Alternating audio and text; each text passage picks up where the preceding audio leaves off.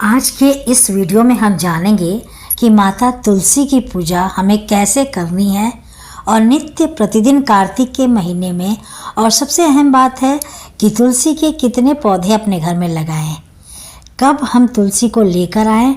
और बहुत सारी बहनों के प्रश्न होते हैं कि हमारे घर में तुलसी लगती ही नहीं है, सूख जाती है, तो ऐसे में हमें क्या करना चाहिए। और कार्तिक का महीना भगवान विष्णु का महीना है और आप सभी को पता है कि भगवान विष्णु यानी कि विष्णु प्रिया कही जाती हैं माता लक्ष्मी, और माता लक्ष्मी का स्वरूप ही विष्णु प्रिया के नाम से जाना जाता है। यदि आपने प्रतिदिन नियम से माता तुलसी की सेवा यानी कि इनमें जल, संध्या के समय एक दीप लगाते हैं, आपके जीवन में धन धान्य की कभी कमी नहीं रहती है।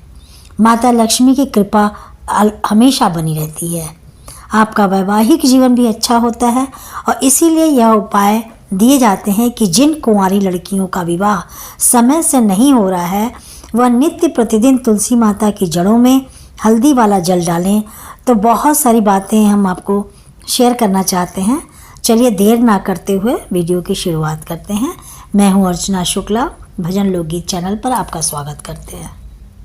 तो पहला सवाल यह है कि हम अपनी तुलसी को कहाँ पर रखें, कब लेकर आएँ।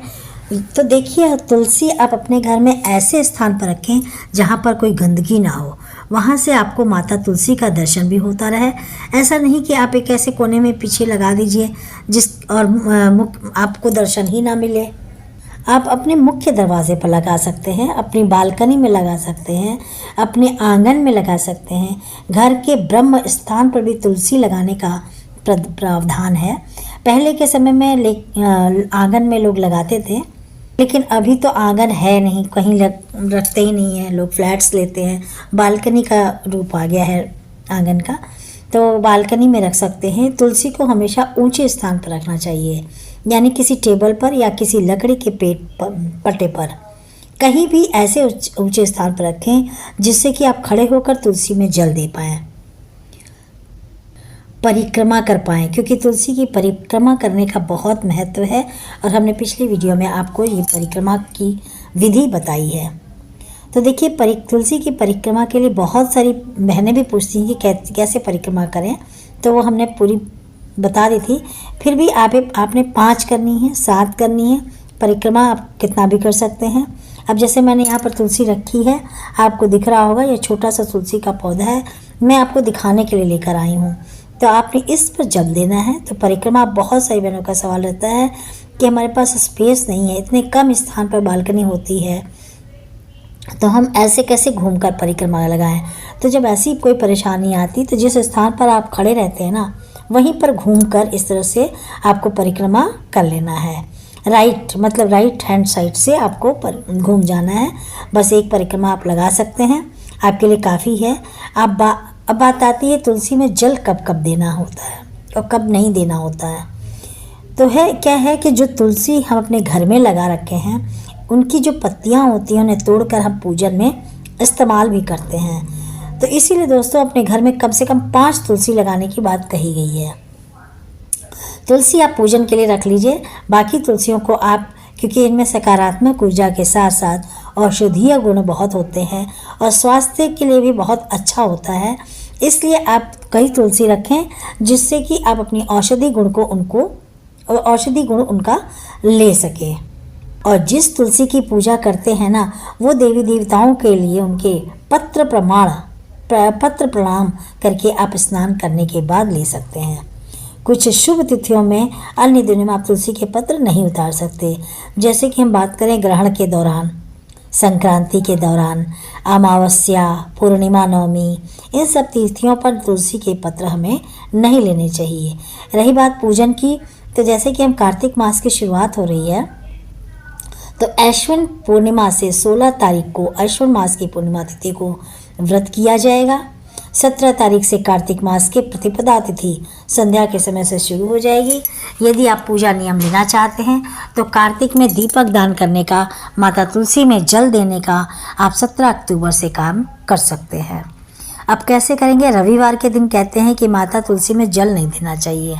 तो देखिए, रविवार को हम सुबह सवेरे ब्रह्म मुहूर्त में यदि जल देते हैं और जब सूर्य का उदय नहीं हुआ है, तब तक हमारे हिंदू सनातन धर्म में जब तक सूर्य का उदय नहीं होता है हमें तुलसी में जल नहीं देना होता है। तो आप ब्रह्म मुहूर्त में उठकर जल दे सकते हैं। नहीं उठते तो आप जल ना देकर एक तुलसी में दीप दान कर सकते हैं। ठीक है, तो दीप दान के लिए भी हम यहाँ पर दीपक लेकर आ सकते हैं।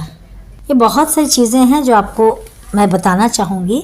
यहाँ पर जो दीपक होता है, बहुत सारे लोग गलती कर देते हैं कि एकदम पास में तुलसी की पत्तियों के पास में गमले पे के आसपास रख देते हैं दीपक जला के, जिससे पेड़ पौधों को हानि पहुँचती है। तो आपको इस बात का ध्यान रखना चाहिए कि तुलसी माता के बिल्कुल पास में दीपक न जलाएं, तभी उसकी ऊर्जा हमको मिलेगी।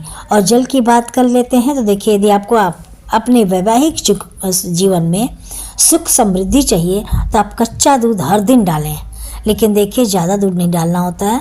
हम लोग अपने लाभ के लिए, अपने हित के लिए किसी चीज़ को नुकसान ना पहुंचाएं।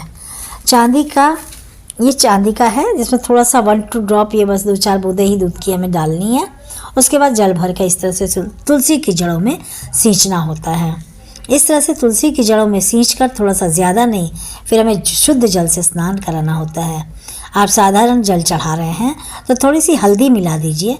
हल्दी यहाँ पर हम हल्दी ऐसे डालेंगे कि आपको पता होना चाहिए, शुद्ध जल में हल्दी मिलाकर तुलसी की जड़ों में सींचने से इसमें फंगस वगैरह भी नहीं लगता, लेकिन आपका वैवाहिक जीवन भी बहुत अच्छा होता है। आपका गुरु ग्रह बृहस्पति अच्छा होता है, इसलिए पूरे कार्तिक स्नान में आपको 1 पिंच हल्दी जल में, शुद्ध जल में मिलाकर तुलसी की जड़ों में डालना होता है।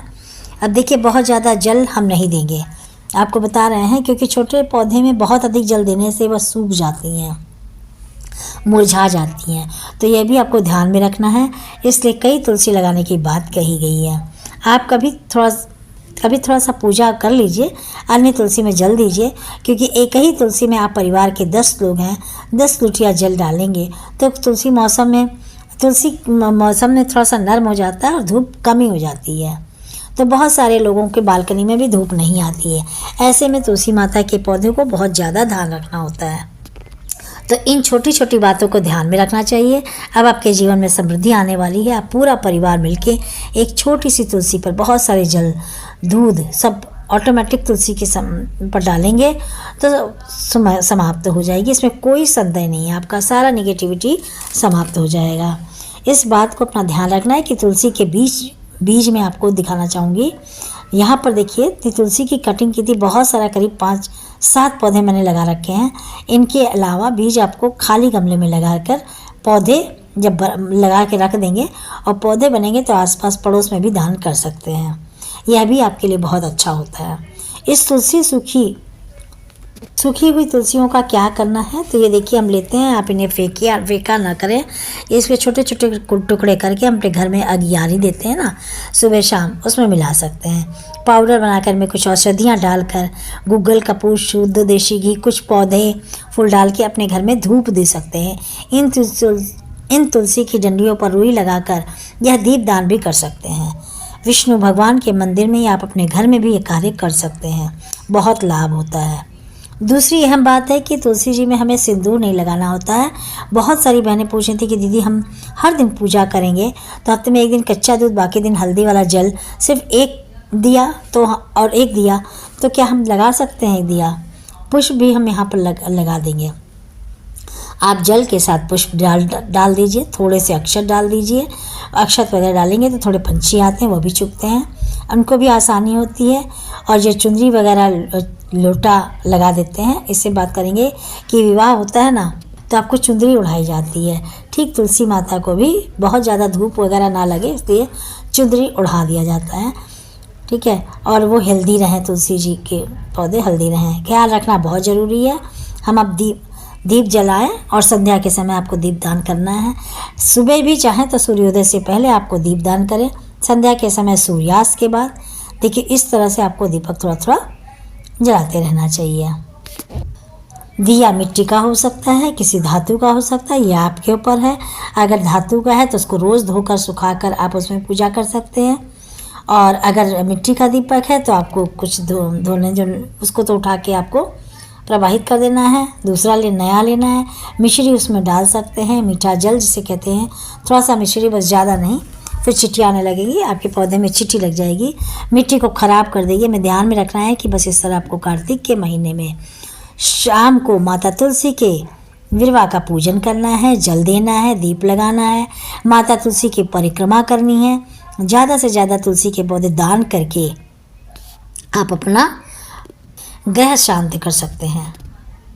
इसी के साथ वीडियो समाप्त करते हुए आपका धन्यवाद। नमस्ते।